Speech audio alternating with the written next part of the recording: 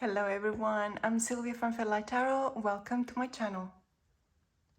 It is a very bright day today here in Australia, so I'm gonna have to see if I can move things around to get the right light, because it's definitely way too bright. Today I'm going to show you my Purgatory decks. So these are decks for some reason I haven't been using for a while. And I'm kind of considering whether it's the right time to either try and reconnect with them or moving them along to someone else that can actually appreciate them. So I think the best way to approach it is to split the video into two parts. And the first part, so these decks I'm showing you right now are the decks I want to reconnect with. And this is going to be a VR to Logan from Lark and Legend deck Reconnect. And on the second part of the video, so it will be a second video, I will show you the decks that are currently in my Purgatory stash. And I don't feel like I have any reason why to try and keep them or try and reconnect with them. And therefore, I think the best solution is to honor them and pass them on to someone else so that they can actually be appreciated. The first deck in my deck, Reconnect, is going to be the Toewick Tarot, and this is very safe in my collection. It was very expensive and difficult to find, and I have no intention of passing it on. However, and this is the second edition. So this deck hasn't been used much by me. Well, it came secondhand, but it had not been used at all by the previous owner. But this deck is absolutely gorgeous. There was someone in the US that wrote down an essay, a fantastic description and let's say a walkthrough in writing of this deck. And it is really insightful. It's very helpful to understand the cards. This person has done a magnificent job in studying this deck.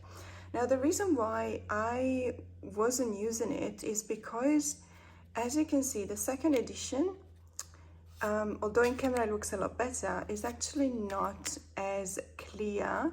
The contrast in the colors is not as strong as in the first edition. The saturation of the colors is slightly different. And as a result, images like this one, for example, I understand that in camera they're quite visible, they're quite easy to appreciate. And right now, looking through the camera at them, I can definitely see much better what's going on in the card. However, when you use your naked eye, it is not the same. Which is very unfortunate because it's a fantastic deck. It's very beautiful. I always talk about this deck with fondness because it reminds me of a few of those, if you're a gamer you would know, a few of those games in which, you know, you're someone who had a sister and now the sister has disappeared and you just, you know, you go look for her and you find a mansion and there's clues around and you have to look for clues and inquire into the whereabouts of your sister, something like Dear Esther. If you're a gamer you will know, and all the other games that are very similar to that. Personally, I really like those games when I want to relax because they're not the fast-paced games that that I also like, but it's also because I really like to explore open worlds, and this deck really feels like that for me. It feels like there's this abandoned, really big mansion, and you can explore it. You can really lose yourself in it. And, you know, all the tarot cards just refer to some aspect of whatever was going on in there, which is very interesting. Plus, it's so unique. I have honestly never seen any deck made with the same kind of technique. So adding a lot of texture to an original artwork, and then, you know, proceeding with a lot of distressing, for example. I can kind of tell, having been used Photoshop for many years, I can kind of tell what the process was going on, and I really appreciate it. And this is the deck that is absolutely secure in my collection. It's never gonna part ways with me. However, it is in the category in which I want to start reconnecting with it, because I could get a hold of this, so let's call it an essay that has been written, this written walkthrough that I found. And so I can't wait to use that essay in order to reconnect with this beautiful, beautiful deck, which is the second edition of the Tyldwick Tarot. And the second deck that is very, very secure in my collection, however, it is right now in the Purgatory shelf, is the FairyTale Tarot by Lisa Hunt. And I was lucky enough to find the Spanish edition. I am really happy that I found it. I speak Spanish, so that's not a problem. However, for some reason, this deck was in the Purgatory shelf. This is an amazing deck. It's really, really beautiful. If you're a fan of the Ghosts and Spirits Tarot, also by Lisa Hunt, or any of Lisa Hunt's decks, this one is probably one of my favorite ones. I do absolutely love the Animals Divine, but I could never find one at a decent price, let's say, and it's out of print and it's difficult to find. This one was the same, but actually, ironically, I think that the Spanish edition was not as hard to find as the English one. Now, this deck was, so I didn't have any problem in reading it. As a matter of fact, Spanish is closer to my native language than English. But because I was so much in love with the Ghosts and Spirits, I actually never really got close to any other or Lisa Hunt's deck. I'm looking at the Pastoral Tarot, but I haven't got it yet, and I don't know if I actually will ever buy it. So the good news is that this deck is going to be reprinted. The English version is going to be reprinted by US Games. I don't know exactly when, but I follow Lisa on her Instagram page, and it was one of the biggest news of the last couple of months. And everyone is really happy because this tarot is absolutely beautiful. Now, the legends behind, the stories behind these fairy tales are, as always, with Lisa, there's always a bit of sadness, there's always a bit of magic, tradition. They're always very interesting, and I really enjoy losing myself in the cards and reading the guidebook, getting to know these stories. So I'm really hoping that when the English version will come out, I will definitely get a copy, and I will definitely feel like I want to reconnect to this deck because it's absolutely superb. So this is the FairyTale Tarot by Lisa Hunt. This next deck is in an organza pouch, which I know it's not ideal, but I'm working on it. So it's the Macabre Tarot, and the reason why I keep it here and not in the original box is because the original box is the famous coffin-shaped box that is rather large. I'd rather keep it in a bag for now. So this deck actually has a bit of a story in the sense that I love Sam Rook's Heart. I am so happy that I could find the Penelope Tarot with a really good discount on her website recently. So I got that as well. I really enjoy all of her decks. And that's because I really enjoy her style, her art style. But this deck, for some reason, was, I had it, then I never used it, and then I gave it to someone else because it's someone that really loves Sam's artwork as well. And she was going to use it, and I thought, you know, it makes sense. I mean, I'm not using it, and it's just gathering dust, and it's not fair to the deck, it's not fair to myself. So I just pass it on. But then I saw a video from Simon at the Hermit's Cave, and he was giving a walkthrough, and it's actually a very recent video. He was giving a walkthrough of this deck, And it was talking about the fact that there's a few other names that have been changed. So for example, crystals is pentacles, okay, daggers is swords, but that's a very easy one. You know, bones is wands, that's kind of understandable. But the major issue that even Simon had before he actually went through and did the walkthrough of the deck was with the court cards. And of course now I can't find them. So you've got Haunting, Terror, Massacre and Nightmare, I think. And as you can imagine, so going backwards, Massacre is the king, the Haunting is the queen, the Nightmare is the knight, which is the easiest one to remember because Nightmare and Knight have the same root, and the Terror is the page. Simon was saying that he had a bit of he thought he would have had trouble in remembering, you know, what means what. And that was the main reason why it stopped me from using this deck. So I find that if you keep on using it, if it's part of your daily practice, if you keep it in your desk and you use it all the time, and you know, you use mnemonics perhaps, or tricks to remember what code cards correspond to what, then in that case you won't have any problem using it. However, if you use it, say, for the month of October because it's a really good spooky deck for, you know, Halloween, and then you don't use it for a couple of months, you still, I find in myself that I'm actually still having problems recognizing the court cards.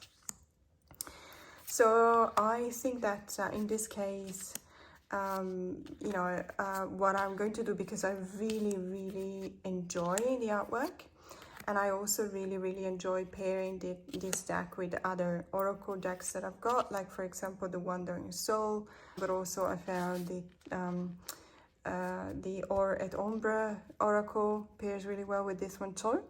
So what I'll do, I'll definitely give it a try, you know, I'll try and reconnect with it, and I'll try and see if I can get some other tricks like Nightmare equals Night. So this is the Macabre Tarot by Sam Rook.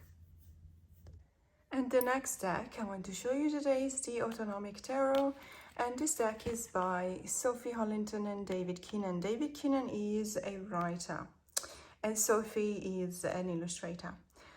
Now, the reason why this deck was, and still is for now, in the Purgatory pile is because it's a very special deck. So it's got the major arcana, and then it's got, I should have put it back in order. So as you can see, it's got the major arcana. The illustrations are really quirky. This deck is based a bit on a punk kind of art style. It actually says in the description, they wanted to create a lino-cut tarot deck that retains the umbilical to the card's archaic roots and yet future visions in a glam punk portal deep into the now. Okay, so I tied it up a little bit and I divided the majors from the minors. So there is a little white book that you can follow. And I do recommend that you do, because without it, it's not that easy to understand what's going on here. So you do have the 22 majors, and in the guidebook you can find a very interesting, by the way, explanation of the cards. Not your traditional one. For example, if we have a look at the stars, so it says the lovely star wears delicate chains around their ankles. See also the High Priestess, her feet are haloed as she steps off into the sea, from out of the sea, from an Egypt to another Egypt. And this is the edge of the world, and the ocean is all around us. See also the Fool. Her mask is made of stars. Now, it gives you, this is a very nice, very poetic introduction to the card, and it gives you the divinatory meanings, and it also gives you a little bit of the reverse reading. But now, if we look at the minor arcana, so we only have 8 minor arcanas. You do have the 4 suits. You got wands, cups, swords, and discs. But instead of having the whole of the minor suit, you've got the Ace of Wands, the 10 of Wands, and so on. And for each and every card, there's a beginning, let's say, and a completion or an ending. So for example, in the Ace of Wands, you'll have ashes, and the Ten of Wands, you'll have dust. In the Ace of Cups, you've got hope, and the Ten of Cups, beginning. It's as if the author wanted you to see what the natural progression was of the hero's journey, even though we traditionally do not necessarily have a hero's journey in the minor arcana. But you do see the evolution by taking just the beginning and just the ending and trying to, as if it were a snapshot in time, of the meaning of the beginning and the meaning of the ending into these specific suits. So the Suit of Cups, which is about feelings, starts with hope, and hope should lead you, after you've gone through the whole suit, to new beginnings. The Ace of Swords, on the other hand, starts with an ending, and it leads you to a completion. The Ace of Discs starts with bravery, and it ends with daring. Now, I have to say that this deck was in my Purgatory pile because it didn't really click with me at the beginning. I found that of course the mages and the whole deck is artistically beautiful. I really enjoy it. However, there were some cards even in the mages that were kind of not resonating with me. For example, this Fool. I can kind of see where the author was going when they were, planning this card, and I really admire this project. It's incredibly interesting. But I wasn't I did not understand how to use it. I did not understand how to make it click with me. It didn't immediately resonate, and it didn't resonate when I try over and over again to connect. But I really, really like it. And so I was thinking, what can I do? Is there anything that I can do to try and connect with this deck? David Kinnan has written an experimental novella which is called To Run Wild in It, and it has been published by Rough Trade Books, which is the same publisher of this deck. And so I'm definitely gonna check it out because I ordered the book and I want to see whether that would make a click. It's a beautiful, beautiful deck. So this is the Autonomic Tarot by David Kinnan and Sophie Hollington. And the next deck is the Carnival at the End of the World. Now this deck is absolutely quirky. It's beautiful. The artwork is fantastic. It's one of those decks that it's kind of, the quirkiness of the cards is so intense, so evocative, let's say, that on the one hand it takes you on a journey with it, but on the other hand it also gives you a very clear snapshot of the traditional meaning of the cards. So for example, if you look at the Two of Wands here, you will see that it's a person with two heads. And this is a fantastic way to refer to the Two of Wands for me, because the person find themselves in a situation in which they find themselves in two minds. You know, it's as if with one eye or one head in this case, they're looking at the past, and then with the other head, they're looking at the future. They hold the world at their feet, but it's a small world.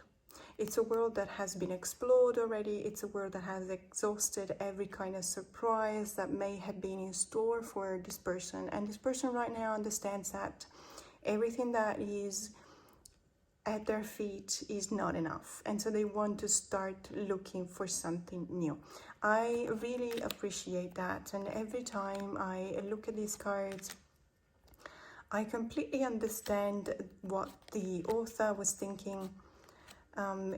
I don't have any other deck like this, to be honest. It's one of those decks that it's so unique.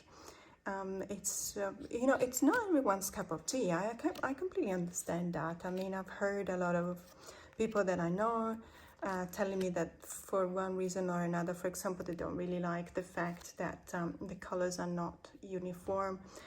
You have sometimes the backgrounds are much lighter than in some cards than in others.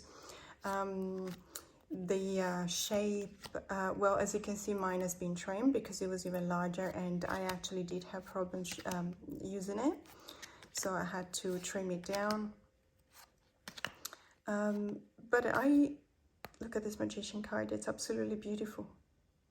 So I believe that this deck has got a lot to offer. I wasn't using it as much, but again, now that I've got the book, it's so very interesting for me to just get to know this deck and try again to connect with it. And I'm very, very happy that I actually did not buy the physical book. I bought the PDF file of the book, so I printed it myself. And it's very, very interesting. It's a very interesting kind of adventure, written as if it were, you know, like a diary. So it's not just the cards are quirky, but the concept behind this deck is quirky as well. So this is the Carnival at the End of the World Tarot by Mrs. Orlovsky and Falke.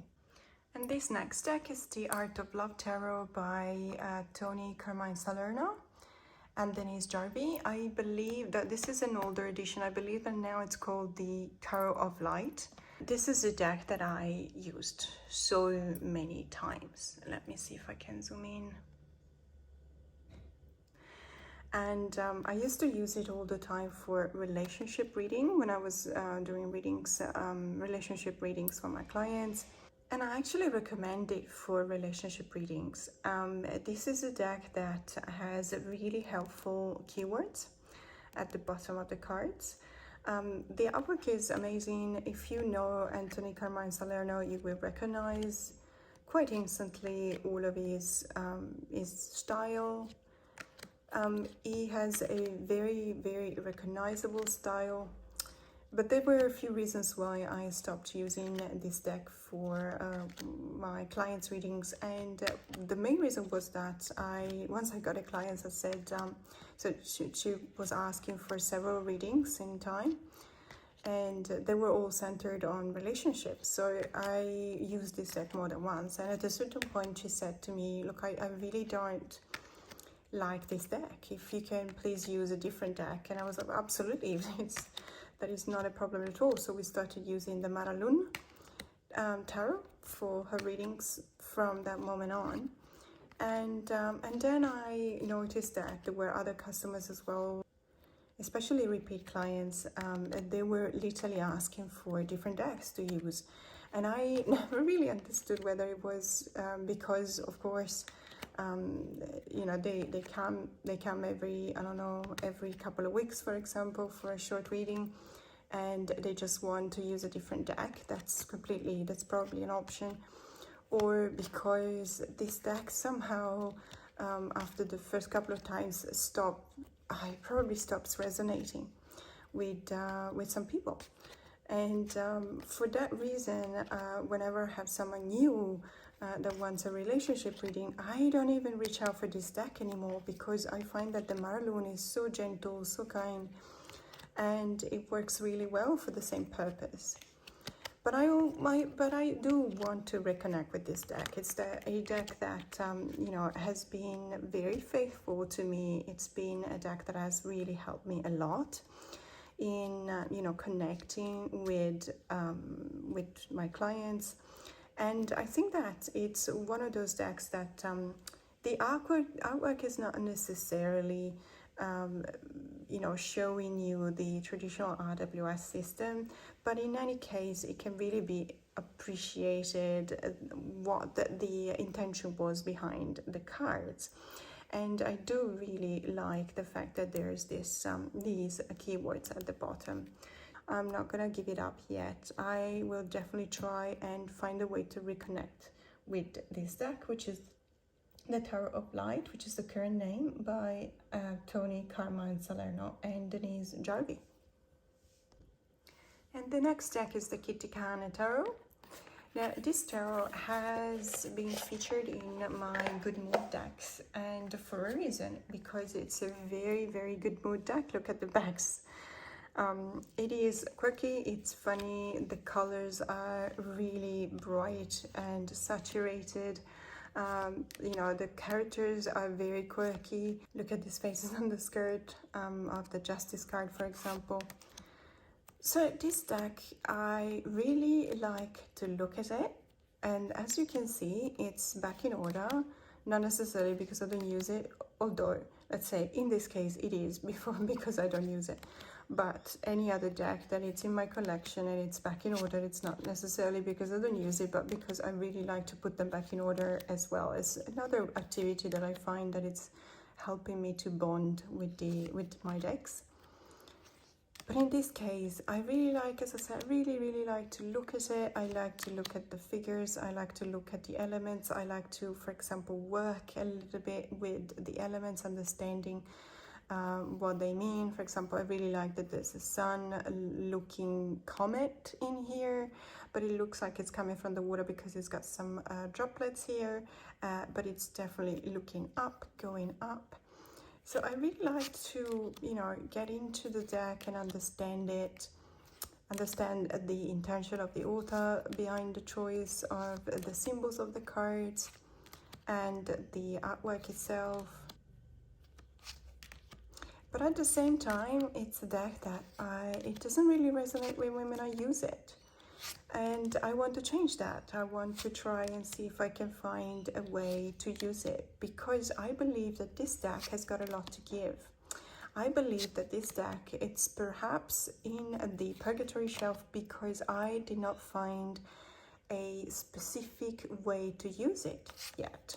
But I really want to work on it and I want to find it. So this is the Kitikana Tarot deck, and it's a mass market deck produced by AGM.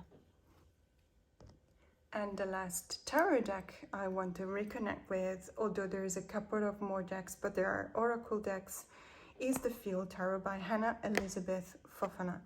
This deck is so beautiful. I trimmed the original, so the original came with borders. I think I can actually show you. There you go. So in the back of the box, for example, you can see what the original cards look like. But I felt that in this case, the cards, the artwork really needed to breathe. I really wanted to have it more of a connection with it.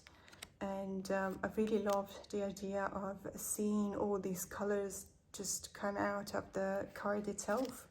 And so I trimmed it. I trimmed it in such a way that I still retain the titles and the keywords, which is really helpful.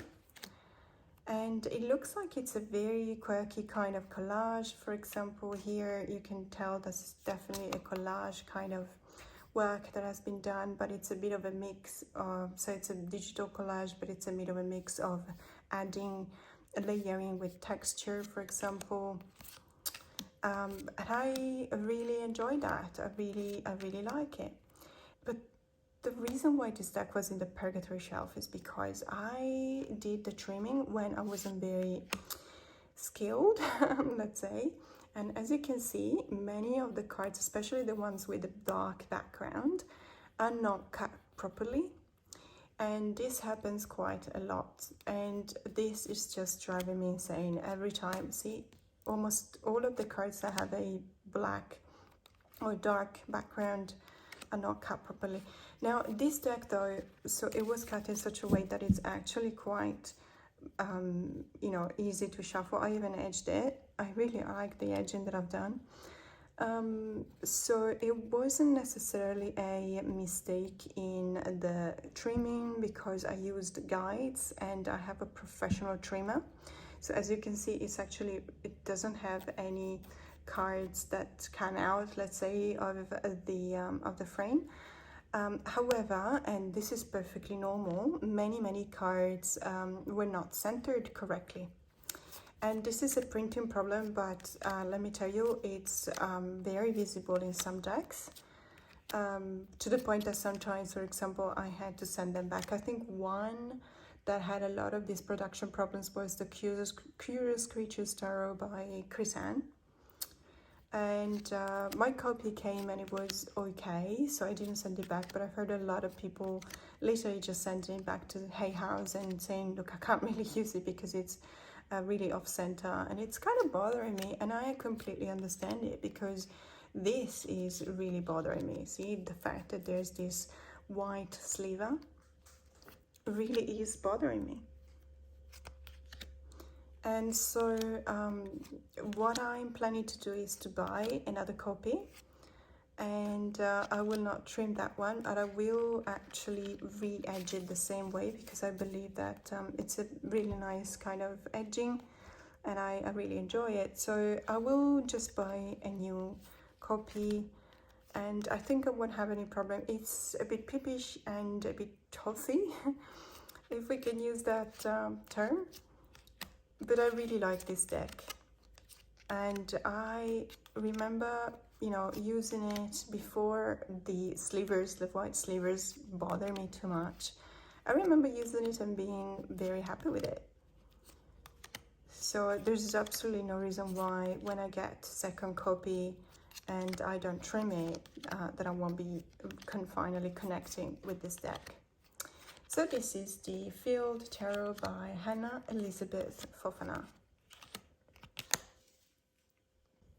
Okay, so now we have a couple of oracle decks, and this one is the Priestess of Light Oracle by Sandra Ann Taylor and Kimberly Weber. This oracle is, I don't know, it's incredibly beautiful, and even the backs, look at that, they're so evocative. I don't know why, but I had trouble looking at the artwork in the cards. So this again is one of those decks where they use the layering technique, so it looks like it's got actual texture on top of the artwork. And if you know what I mean, so it's a very similar process to the Toewick Tarot. And if you know, years ago there were a lot of phone apps, photography apps that you could use, and then, you know, you took a photo and then it kind of stylized it in such a way that it added this kind of textured kind of layers, and they were really cool. And I can tell you that even now, looking at it from the camera, it actually looks very, you know, that the contrast is quite strong. All the elements are very visible in the card. But for example, if you look at it with your naked eye, at first look, you will just see this figure, but you won't see the wolf. So, and this happens quite frequently in, don't want to say all of the cards, but even here, for example, in here, absolutely you can tell that there's this lynx, I think it is. However, when you look at it with a naked eye, again, it's not that clear. And this really throws me off. To the point that I wasn't using it. So it's a really good deck. It's got absolutely beautiful titles, for example, Sacred Action on this one, and then it's got a bit of a keyword, decisive focus. It is very useful when you read it, for example, at the end of a reading, a complex reading. I used to use it all the time as a send-off message for my Wheel of the Year readings, and it's really beautiful, very gorgeous, very distinct, but there's a lot of tenderness as well, that's true.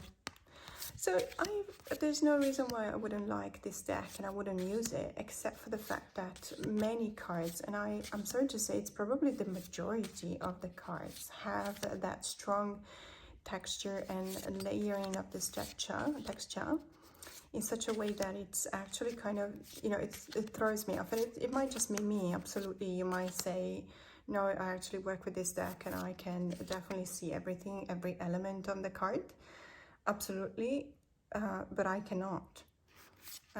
However, I really want to see whether I can apply myself and use this deck anyway, because I really do enjoy the titles and the keywords, and the guidebook is really good. So there's, you know, there's so many elements in favor of this deck that are really pushing me towards a second chance, a second attempt at connecting with this deck. So this is the Priestess of Light Oracle by Sandra Ann Taylor and Kimberly Weber. And the next deck is the Oracle de Camille Yokai. This is by Caroline Dubin and it's been illustrated by Laurence Rasson. This deck is absolutely a joy to look at. And I guess that's the reason why it's on my Purgatory shelf. By the way, the production value is exceptional. You got a really sturdy, very beautiful 2-parts box, as you can see, a very chunky, very nice guidebook with, you know, full color illustrations, and you got at least 1.5 pages per card. It's very interesting, but as I said, oh, and the backs, look at the backs. This is probably my favorite back of all time. So the reason why it's not, I don't use it as often as I would love to, is because even though it's absolutely gorgeous, very strong, powerful card sometimes, and it talks about you know, legends and myths and spirits of the Japanese folklore, which is something that I absolutely adore. The artwork is amazing, the colors are amazing, vibrant, strong contrast. It's got everything, it ticks all the boxes bar one. So you've got the name in Romaji, so you can actually read it. However, that's all you got, and there is no reference to the keywords, but not even, let's say, a title. There's no message, there's nothing else in the cards. Now, this is not necessarily a problem because, as I said, the guidebook is very extensive, it's very good. This is a French, by the way, oracle. If you speak French, it's absolutely not a problem, but also if you don't, with Google Translate, it's a rather easy kind of way to access nowadays these booklets. I find that it's actually quite accurate. The translation doesn't feel like it's completely off, and I don't think that nowadays, I think that these apps are improved on a daily basis because of the use of AI. And therefore, I think that you can still get a very decent translation when you use Google Translate. When it comes to the book, it's very interesting. It's, you know, it gives you the explanation, it gives you the story behind the yokai or the kami, which is the spirit. But it also gives you a bit of a context, whether you're using this for divination. So what does it mean when you get this card in a reading? It's beautiful. It's very well done. It's a chunky deck, so there's a lot of cards, as you can see. And the problem is that I cannot retain, unless I use this deck every day and I memorize, you know, the meanings or at least a keyword or something per each card. I always have to, I don't have a flow when I'm reading. So I have to stop every time I pull a card. I have to stop and necessarily read the guidebook. I could read this intuitively, however, not all of the cards are very accessible. And so this poses a problem.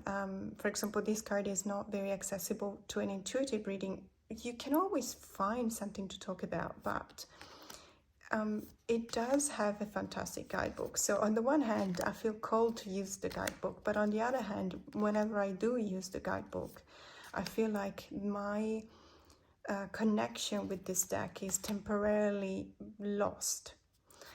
And it's a pity because it's an incredible deck and I really want to use it. And I have the Yokai Tarot by Boo Boo Plague, which pairs really well with this oracle. So that's the main reason why I really want to try again. I want to give it a second chance. It's also because I'm doing this work in which I'm actually studying all the origins and the legends between all of the spirits of the Yokai Tarot, which means that many of these yokai will eventually match with the yokais that I'm studying. So I'm hoping that that will create some memory retention for me in such a way that whenever I pull a card of a yokai that I know that I have been studying, I will not have to go back to the guidebook. So this is the main reason why I'm definitely going to keep this oracle, even though I don't necessarily use it as much as I would love to. And the last deck that is on my Purgatory shelf It's an oracle deck I want to reconnect with, and it's the Simpsons of the Witch Beltane Oracle by Lorian Anderson and Juliet Diaz, illustrated by Jadaras.